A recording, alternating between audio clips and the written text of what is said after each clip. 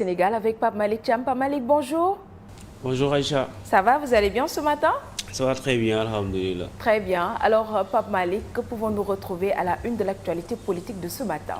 Aïcha, on démarre cette actu politique de ce jour avec la proclamation des résultats provisoires des élections législatives du 17 novembre dernier, le PASTEF qui entre à l'Assemblée nationale donc avec fracas, bien que les résultats proclamés par la Commission électorale nationale autonome soient encore provisoires. Il est clair que le PASTEF marque de manière décisive son empreinte sur le Parlement sénégalais.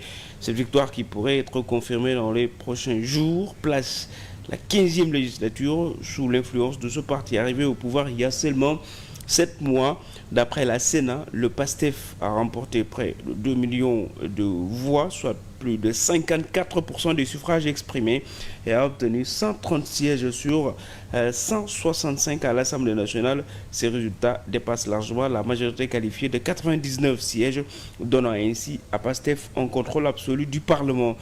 Selon Amodobo, membre du PASTEF nouvellement élu député aussi, cette victoire sonne comme une légitimation populaire du président et du gouvernement, et le souligne que cette victoire marque une adhésion massive de la population au projet politique du parti. Enfin, cette victoire souligne l'adhésion populaire au programme de PASTEF avec ce soutien parlementaire indéniable au pouvoir actuel qui aura des coups de franche pour mener à bien la vision Sénégal 2050, son programme de gouvernement lancé le mois dernier. Une autre actualité politique avec l'ancien procureur Alioune Ndao qui promeut un nouveau type de parlement. Lui aussi, il est élu député. Alioune Ndao, connu pour son rôle à la Cour de répression de l'enrichissement illicite, qui avait pour objectif de juger les anciennes figures du régime de Wade, dit le nouveau type de député que le Sénégal veut de la majorité présidentielle entend y apporter sa touche présidentielle personnelle. Il est convaincu que l'Assemblée nationale doit rompre totalement avec les pratiques des parlements précédents. Pour lui, il est essentiel que chaque député comprenne qu'il est un représentant du peuple et non un porte-parole d'un parti ou d'une personne. Je souhaite redonner à l'Assemblée nationale une image positive. Il faudra y insuffler tout le professionnalisme nécessaire pour adopter de bonnes lois. Par conséquent, il est crucial d'accompagner l'exécutif dans sa volonté de développement du pays. Cependant, Alioune Ndao estime comme parlementaire peut accomplir cette mission tout en préservant son indépendance. Selon lui, le Parlement doit désormais être un Parlement de développement et non un lieu de positionnement ou de querelle. Il est grand temps de mettre fin à ces pratiques. Tambacounda pour un budget de 3 milliards de francs CFA voté pour 2025. Les conseillers municipaux à Tambacounda ont adopté le projet de budget 2025 s'élevant à plus de 2 milliards de francs CFA. Les priorités établies concernent la santé, l'éducation, le sport et l'assainissement.